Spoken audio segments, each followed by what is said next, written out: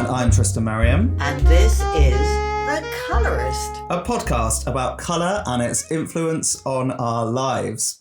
This week we are talking all about your colour, Napoleonic blue, and linking it to indigo. Exactly. Now, I thought this colour, as in Napoleonic blue, got its name from the rich deep blue associated with the military uniforms during the Napoleonic era only. I didn't ever consider the indigo links. So am I right, wrong, a little bit of both?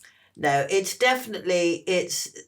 why I decided to call it Napoleonic blue was because Napoleon had these wonderful army uniforms, deep, deep blue, and they're all dyed in indigo, which I think is just brilliant. And of course, he's the 19th century, late 18th, 19th century. And so all of the whole indigo thing, the indigo dyeing, all came to the forefront then, and particularly in France, actually all over Europe, which is, I think, mind-blowing. But yeah, indigo is huge. And where did indigo begin then? Not presumably in France? No, it, of course, all roads lead to India. They do, don't they? Yeah. One of our favourite places. So this is where it was first discovered as a dye? I think, yes, I do think so, yes. I think that there probably was in other places, but I don't think it had been really developed properly like it had been in India. And I think in India, it was really early. I think one of the most incredible things is, do you know we've often talked about the Ashmolean Museum? Well, in the Ashmolean, they have a lot of scraps, small, tiny fabric scraps. And they were found in Egypt, ancient Egypt. Ah, okay. And they came from India, and they are dyed in this amazing indigo blue. Amazing, but you're right, all roads lead back to India, and I think they had such a And also to the Ashmolean. Anything we want to see, go to the Ashmolean. Yeah. So tell us about indigo. Where does it come from? Is it derived from a plant? So it's derived from a plant, and it's very, very strong blue. It's a beautiful blue. In Europe, we had woad, particularly in England, but the woad was a blue. You may have heard, there's a film called Braveheart. Oh yeah, that little. They're all dyed. Film. They're all dyed. They were all covered in woad, and the Romans talked about that as well. That the British were blue. But it was not a really beautiful, strong blue. It didn't dye very well. I think it dyed certain things well, but not that well. And it was a greyish blue. So this is the first time that they could get a really blue. And it came via the Silk Roads in the 16th century and started in the 15th, 16th century and just blew everyone's socks off. Absolutely. Basically. Can you imagine the person who first did that and thought, oh, blimey, we're onto something here. Yeah. Well, it was the East India Company, of course, did it. And they did their incredible trading with the rest of the world. Not the nicest company, but they did actually bring it into Europe. And then that got you, the history of it is extraordinary. And you've been lucky enough to visit India and see these factories, I suppose, these places where this... Well, I wouldn't call them factories. They're really little villages. Yeah. And in these villages, they're dyeing all this fabric.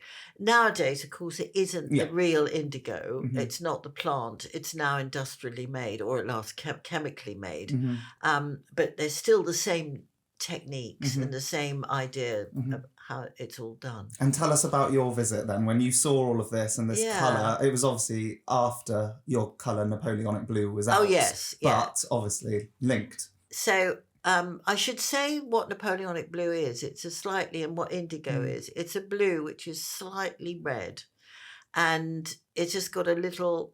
It's not purple by any means, but it's just got a hint. Napoleonic always had that little tiny bit of red in it. And when you go to the indigo dye place in India, you see, oh yeah, look, there it is, that little bit of blue. It's just a fascinating colour. It's a little village, and all over there are these big vats, and then I don't quite know the system because I can't remember it now, but there's these big deep vats, and then there are sort of like ponds of funny coloured water, and there's about 4 of them, 5 or 6 of them actually, and each one is a different stage, and they're taking these cloth that they're dyeing from one bit to another to another. I suppose it's the way that they do the I don't know what it is. It's a process, I guess. It's quite an involved, process, lengthy process. And then they take it out and they will print onto it. They do resist printing onto it, or they'll just be dyeing and leaving it out, and they just leave it on the ground to dry. It's extraordinary among the dirt. I know. Yeah. And have you seen it? No, but no. I've spoken to so many people who import from India, and it's quite shocking that actually it's all left on the dirt, and it doesn't matter. It's part of it. But they do wash them after that. It's just that you see them lying out, drying in the sun. And then the little dog that comes along and pees on it. It's lovely. Maybe it adds to the whole effect. Maybe. But it's really beautiful and seeing them. And of course, in the same place, in the background of some of my photographs, you'll see that there's this madder. The bright pink of the madder. Wow. So, yes. And what are we talking about next week? We're cutting to the end of the episode, but absolutely. These 2 episodes will go together. So next episode, once we've done this one, is Burgundy, which is linked to madder. So these are dyes, and this is all textiles and clothing and not paint. Nothing. So when did that translate into a paint colour? Much later on. Much later.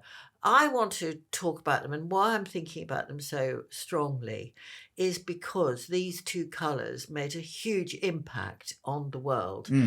I mean, blue is such a lovely colour to work with anyway. And then it's a sort of neutral for many people. It's a very easy colour to live with. So blues are really, really important. And the deep red, of course, I want to talk about them both together. Do a double edition. I'm going to keep it separate. But so blue is made a huge impact on the world. But it's important because listeners need to sort of have that in their mind a little bit, because we are sort of talking about a similar thing. Yeah. Well, it's 2 plants which have made such an impact on the world. Yeah.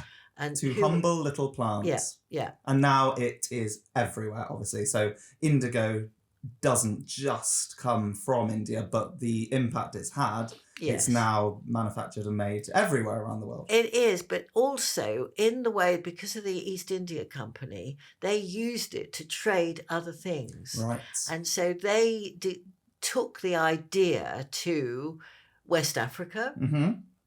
They took it to Japan. I mean, or they didn't, or Japan was already doing it. But there was a sort of cross-fertilisation of ideas, particularly, actually Japan was probably a little bit separate, but there are cross-fertilisation of ideas, which is amazing. I'm blown away by it. And also Central Asia, so Turkmenistan and all around there, Turkey and all of that. So these designs and ideas of of using indigo, you can see them. As I'm looking, I realise you can't just say it's all from India. It's from everywhere. And of course, India is now, as a modern concept, because it was the whole Pakistan, Bangladesh and Afghanistan, they were all connected at one point, as they were all just one continuous area.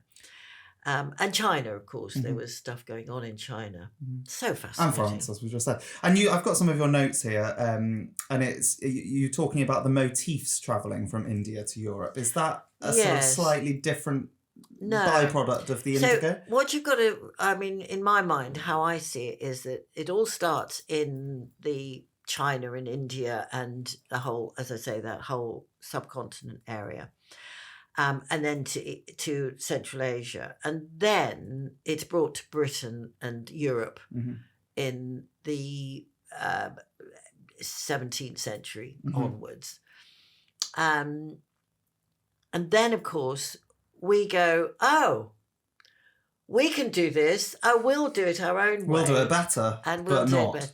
Well, Differently. So what happened was that the British started to make their own factories, and then we found a dye, and then our own dye. We stopped it being indigo, but it's the way. It is the way it goes. It's the way it goes. Yeah. And you've got some examples here of various indigo items, textiles in this case. Yeah. So I've got some stuff here. This is a beautiful piece of fabric. I think this is absolutely wonderful. I actually bought it from a company that I thought it was Peruvian, but it turned out, because I think there is some stuff from Peru and South America as well, but it was a company that did Peru. But I think that it's either Japanese or it's from West Africa. I don't know. But I'm a little confused now because I keep seeing things. Yeah, it's done in strips and the one thing you do know is that it is indigo. It's very much indigo. Yeah, it's really beautiful. This is a piece from West Africa, which I love, this cushion. It's such an amazing pattern. And obviously combining the madder as well. But I love this as a design because it's completely, it's very West African. Yeah, it's very neat, very West African as well. That is madder, but that's from China. So, from India. And this, I don't know whether this is from Africa or whether it's from Japan. It's just the design looks Japanese, but it also looks quite... But that sort of proves our point of what we're talking about. It's spread and it comes from everywhere, and the whole world started using it and enjoying it. So that's where it is in those Eastern countries or other countries other than Europe. And as I say, in the 16th, 17th century, and then by the 18th century, we're making it and we've changed the design. So you've got stuff coming from Hungary, which someone gave me a book. One of my stockists gave me this wonderful book about Hungarian indigo. She gave it to me last summer, and when I saw it, I had no idea that there was a whole folk art or folk craft of using indigo in a really folky, beautiful way. And with textiles. I've left the book, and it also printed using wooden blocks. So it's quite incredible. But what we did was, when we got it to Europe and France, we started doing completely different sorts of designs. And that is where Toile de Jouy comes from. And Toile de Jouy is, I think, beautiful. Absolutely. And a style that many people will be familiar with. You all know about it. So that's a very, classical version of it. It's all these beautiful 18th century scenes. Countryside scenes, bucolic buildings, trees. Farming. People enjoying the countryside, farming, and this is really, and some of them go a little bit more. I think this might be a modern one. And of course, people have taken it, or maybe slightly Chinese. Yeah, I was going to say. People have taken these designs and done them in modern ways, which I really love. And the main sort of thing, I suppose, that makes them so recognisable is the background is often a white or a cream and off-white. It's a neutral background with a strong blue colour on top. Yeah. Which is very striking. But they also come in pinks. Keep plugging the next episode. But then you do get that the reverse. So the background being the indigo. Yeah. So these are all made in Mulholland, sort of, I think it's the Alsace area of France, and that's, for some reason, that's where they were all done, which I think is also very interesting. I've always wanted to go there. I never have quite gone there. I haven't got my book, but they're indigo printing in Hungary. And look at that. That's completely and very similar different to your top that you're wearing. Oh, yes. Still, sort of. Yes, there we are. Similar sort of repeated pattern. You're on brand. This is did it deliberately. You did. So this is a design that you see a lot. So it's like the block prints that it's a block we've print. used and it's modern. It's Cézanne. Is it Cézanne? Yeah. Modern, but it's indigo. I mean, but you're fully invested in the podcast recording today. You are living and breathing it, which is great. But that's quite folky. And that's the Hungarian. That's very folky, I think. And I've got also in your notes here about when these fabrics and these colours came over to Europe, it's kind of created an instant fashion sensation from the French court to the general public. Absolutely. And is that where the military uniform started to be chosen in that particular colour, or was it more general fashion? No, I wouldn't have thought anything to do with fashion. I would have just thought that this would be a really good design colour for them strong, it would be strong, powerful. I mean, I don't think it was expensive. I don't think the dye was expensive. Otherwise they wouldn't have done it. It couldn't be done if it was very, very expensive. I think the fashion item and the clothes and all the rest of it and the whole chintz, that's a whole other thing I want to talk about. So much to talk about. That was to do with the design. Okay. And, layers of printing and colours and stuff like that. Okay. And you mentioned the actual technique being named as the mordant technique. Yes. We're going very technical. That's really technical. But what's that roughly? Well, there's mordant and resist. You're just making the fabric able to accept the fabric, the dye. That's all. And then there's a resist idea. So the resist means that you cover it before dyeing. So we've spoken about the actual colour indigo, but let's talk more about the designs that were used with this colour, because that's where it really becomes exciting, and it combines a colour with art and pattern, which is what we're all about. So tell us about some of the famous designs that have come about. Well, so in Indian design, you've got these designs. So there is Paisley. We've all heard of Paisley. And why is it called Paisley? Because in India, it wasn't called Paisley, because Paisley happens to be a place in Scotland, which is when we started printing and weaving shawls named after and using this design. So we call it Paisley. But in fact, in India, it was named after, it's actually the shape of a mango.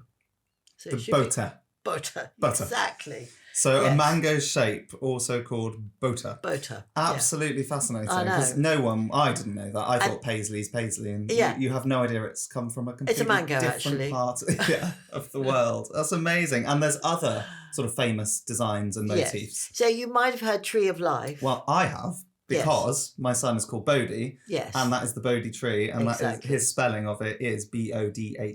So I know a little bit about that. But that's a hugely symbolic design across the world. Yeah. And I'm not necessarily saying it came from India, but it would come from that part of the world. It was this idea that it was eternal life, prosperity, cycle of birth and death, and all of that kind of thing. Yeah. Beautiful. And then there's also something about a pomegranate. So we've got a mango. So pomegranate, a mango. Pomegranates, I think you'll see that in Greek mythology as well, the Greek design. So I think that was a design. It was a fruit that obviously you cut it open. It's full of seeds. And who doesn't like a pomegranate? I mean, they're beautiful, they're delicious. To draw, and I mean, they're a lovely design. They are. But they also represent a lot. Yeah. So you see it in design in India a lot. Full of little dots. Just gorgeous. I'll show you some photographs. And a marigold. And the marigold. Well, the marigold flower. You've been in India, you see marigolds everywhere. And that lovely, slightly jaggedy edge to it all. So you see that again and again and again. Absolutely. And very importantly, the lotus flower. Lotus. Talking about your new stencils. Yep, exactly. You got that little plug in there. I mean, that's a really commonly associated symbol of India and Indian design, I'd say. Actually, all the East, actually. But Yeah, so the whole water lily and lotus and all of that. But this is when the colour really becomes interesting because it's being interpreted and used in a really creative, beautiful way. And we haven't stopped using it. No. We use lotus and all of these flowers. Mm-hmm. And particularly when you look at things like what you might call chintz. Right. Now, chintz, I know, is very much, I'm not sure, European. I don't think it's so well known in America. They don't use that word so much. Mm-hmm. Would they have an alternative? I'm not sure if they have an alternative. It might not be known as... Anyway, we call it chintz. Mm-hmm. And we also... But the Indians didn't call it chintz. We've taken all these ideas and given them names of our own. Well, there was a word which was called chintz, which meant a speckled design. Right. And we got the idea that it was all chintz or cheats. Mm-hmm. I don't know how they said it.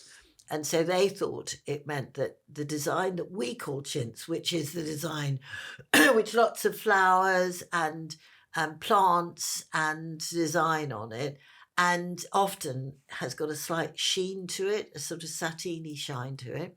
We thought that's what we think in Britain. Mm.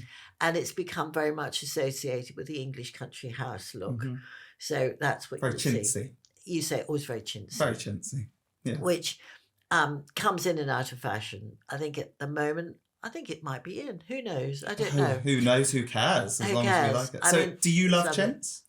Oh, some chintz I absolutely love. And what is it you love about it? I love chintz, and I think, it's there are just some beautiful chintz. It's obviously like anything. There's some horrible ones, but honestly, when you see a good one, oh my goodness. So this, I could call it chintz. What I love about it is partly that it looks so modern, but that is, I think, 15th century. Incredible. It's just amazing. It's a floor cloth from India. Mm-hmm. And will that have been created using a block print? Probably, because it's got that very kind of linear formation. Yeah, in two colours. Mm-hmm.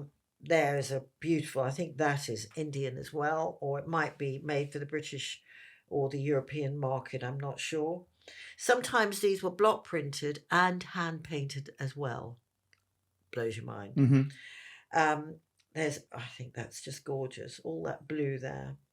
A lot of these do actually show madder and indigo because they are sort of works hand in hand. It proves that we're doing our research and putting the two episodes together. It works, doesn't it? This is really beautiful, I think. This is a really beautiful blue one. And this I love. And how do they link to, is it Mughal? Mughal. No, Mughal. That's completely different. Yes. Okay. Well, it's not completely different. So, I told you about I've written some notes and explained about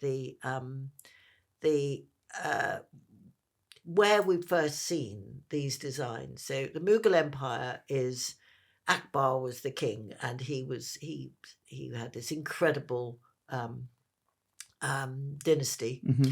And from about 16th century onward, an incredibly enlightened, amazing man. And he was very good at helping the arts flourish. And so you can see that these are really early 15th, 16th century, and the most wonderful imagery. There's most wonderful miniatures, beautifully painted. Mm-hmm. And if somebody doesn't know what a miniature is? Oh, well, it's any word just meaning a miniature painting. But it's really, really tiny and intricate. It's not tiny, not like the English ones. Okay. English ones would be really tiny. Okay. These are just called miniatures, but in fact, they are probably that sort of size. Okay. But they're still repeated. Tiny little brushes, really, really intricate, small brushwork. Yeah. And these are, the point about them, though, is that you see the designs on these. Absolutely. They're the same prints. And so you can see that this has been going on in India for a long time. We've sort of jumped around with our time scale here because it's so complicated, because everything really relates to everything else. I try to write notes for Tristan to read. And this was a hefty old But this was a lot, because I got really into it. And I found it quite it's quite complex to understand where do you start with it all. But I love this one. You see, they've all got these beautiful clothes, men and women, of course. But it all comes back to India, which I think has been a really clear message from this episode, that we have a lot to thank India for. It's that they are really who introduced the world to the colour. I mean, India is only a new concept. So it's only from the 1940s or 45, not 49, 48. That's when partition happened. So I would like to say it's the whole of the India subcontinent. So it would have been Pakistan, India and Bangladesh. It was one big area. And it's a bit unfair that India gets it all. It is a bit, actually. No, it's good to clarify that. But they've done a huge amount, and they continue to do a huge amount for design in the world. Well, the Mughal was actually in southern India, but Rajasthan, where a lot of stuff goes on, is up in, towards Pakistan. And of course, there was loads and loads of stuff going on, sari making and what have you, in Bangladesh, which was, It's an incredible place and so inspiring. You've also got this wonderful book. Would you like to talk about that at all? So, because that really is. Where's my beautiful book? Where did I put it? Here it is. So I was given by a very lovely friend, Julia, the Indian Textile Source Book. Oh my gosh. So I've just spent the last few weeks reading it, going through it, discussing it with David, poor David.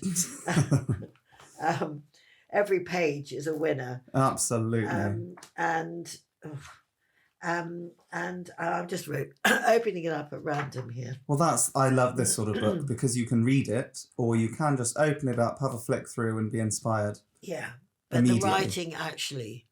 Quite complex. It's complex, but it blows your mind because you suddenly realise, what that picture really does seem. And you said before we started recording that what's really intrigued you through reading this book is the trade links. You didn't realise it was so important. So important, and how it's influenced, how we started really, that everyone's connected to everyone else. So it is, mind-blowing. Absolutely. Really incredible, and how early all of this stuff's been going on. Well, I think whichever episode we do, it always amazes me how early we're talking here. Yeah. So this is Napoleonic blue, which I've got to get back to Napoleonic blue. I was just about to say that, Good. Right, so... It's indigo. But your paint, which is not a dye, it's a paint, although you can use it as a dye, but that's another story. It's called Napoleonic blue. We've discussed the colour, what it's like, how it's inspired from indigo, but talk to us a little bit more about Napoleonic as a colour. When's it used well? What do you like to use it with? How long has it been around? Well, I love it as a colour. I think it's fantastic because I think blue is really a popular colour anyway. So I've got a wall colour, which is Napoleonic blue. And I also have a chalk paint because I see it being able to be used in lots and lots of different ways. It can be used with lots of different colours. It can be used with pale pinks. It can be used with whites and darker blues. It can be used with greens. I mean, actually, I don't think there's a colour it doesn't go with. No. It really is just incredible. And the fact that there's red in there, a little bit of red, does that affect which colours it could work well with?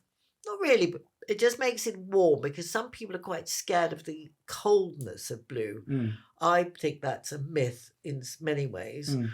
But because I've got another colour, which is Aubusson, which we've already done, which is a slightly cooler colour, but a cooler blue. It's greeny. But Napoleonic is warm. And it's the colour that I have in if anybody's been to my studio, or not off my studio is an office, and my office is is all Napoleonic blue. And why? Well, what was the thought process? My idea was that I want somewhere which is very calming. You don't have a busy life, do you? No. You don't need anything. No, I do nothing. I just sit around. No, your office needs to be. I've a very active mind, and I think I need calming. And so what I love is my walls are Napoleonic. My floor is Antibes. It's a quite beautiful green, so rather fresh and lovely, sort of quite natural. And then I have lots of lights around it because I just like to keep quite cool and calm. Yeah. And that's relevant for people listening. Yes. Because it could be used, especially as you say, it's as a wall paint. Yeah. You could create a whole ambience and flavour to a room. Yeah. The other thing about blue, and that particular blue, is that there is no, it's like the sky. It just goes on and on. And so it doesn't come in on you, although it's a dark colour, it doesn't impinge. It's just like, it just goes on. I suppose that's a misconception maybe of people thinking, oh, a darker, strong colour will be too much, it'll be too heavy. But actually, you're saying it sort of does the opposite if you get the right colour. Very calming and very, yes, it doesn't project at you. Recedes? Recedes. That the word? That's the technical word. Check me out. I'm learning. It's working. So it's a very, calming colour. Yeah. And when I was reading your notes for this episode, I was really thinking, I sort of went off on a tangent thinking about the process and thinking how amazing it is, as we said, that indigo as a colour came from a plant, and it would have been, one or a few people discovering this for the first time and experimenting with that pigment and how to use it as a dye. Then I got thinking about you as a paint maker. So I kind of wanted to ask you, do you remember, specifically with Napoleonic, because we're talking about that colour, do you remember a time when you were making Napoleonic blue, for example, and you were going into the factory and you were tweaking the recipe and you were trying to get it just right? Do you remember, and can you share anything about that process? Yeah, that's a good question. I was also, because some people will be shouting, I expect, when I'm talking about this, going, what about lapis lazuli? So lapis is part of the whole experience, but I'm going to use that and do another episode about that. So I was thinking about two things. One, I was sort of thinking about indigo, but I was also thinking about lapis lazuli. So that's when I was making it. But I wanted it not to be the very... I wanted it to be less intense. So a little bit deeper, more of the indigo-y feel than lapis. So I was just trying to get it a clean colour. So you had a strong vision, obviously. Oh, yeah. And when did Napoleonic come out as a colour? Was it one of the first ones? Number 3. Oh, number 3. So it was in that first group of 12 colours. Yes.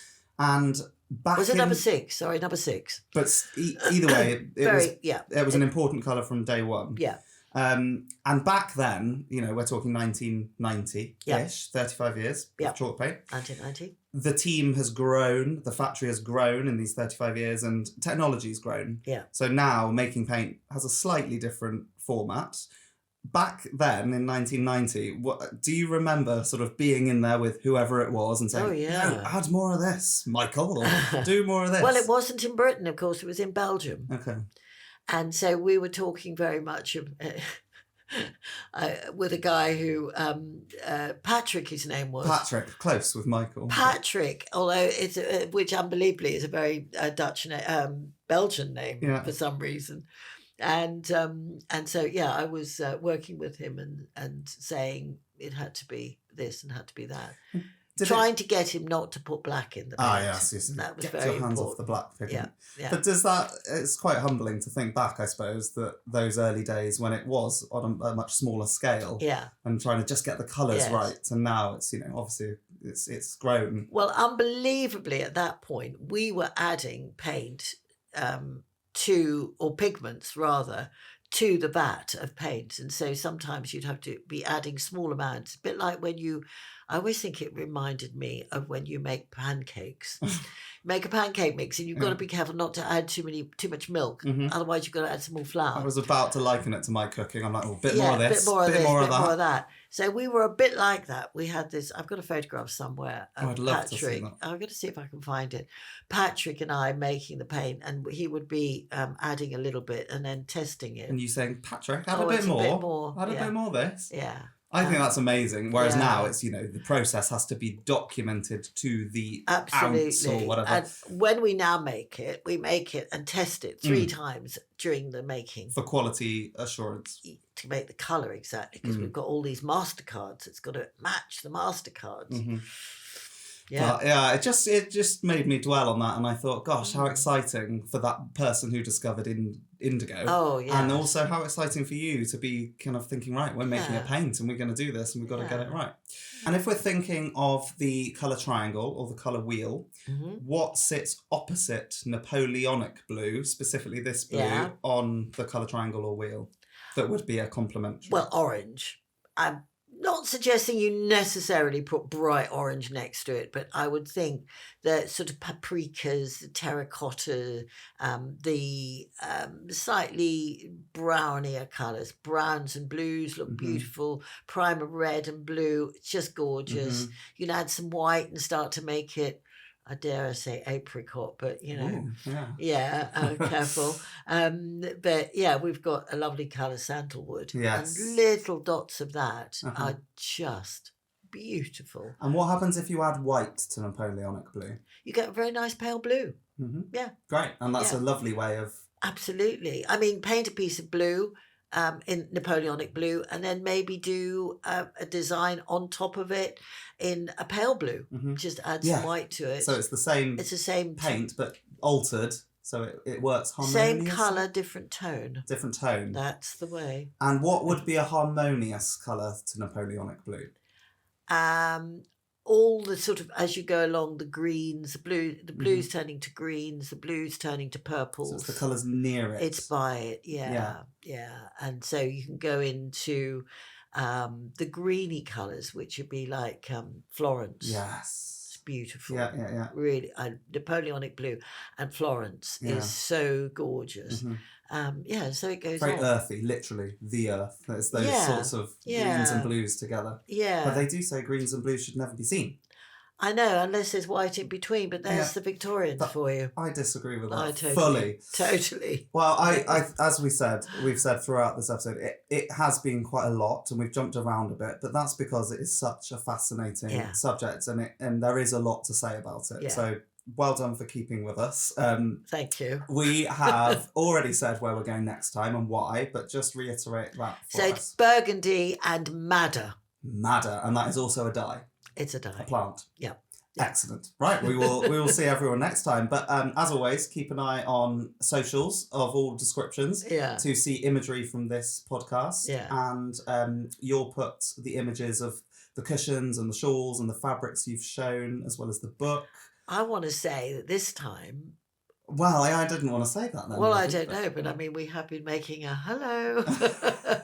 making a video, and I've ignored the... Well, I think that's the best way to do it. Yeah. But so hopefully this will be on YouTube. Hopefully. We don't know. This is a bit of a tryout. So if you think it's dreadful, don't tell us, please. No, don't tell us. Don't tell us. No. We're trying our best. Yes. Well, actually, I'm not doing the trying, nor is Tristan. It's Vinny. It's Vinny trying his best. So you can only, this is a start, and maybe we will get better. Who knows? We will. It's good. But this is a very visual podcast. And actually, it's nice to be able to share the imagery, whether that's on social media, on YouTube, wherever. So we will try our best to do that. Yeah. But we'll look forward. Be kind, please. Always. We'll see you next time, though. Thanks for listening. Yeah. Thanks very much. Bye.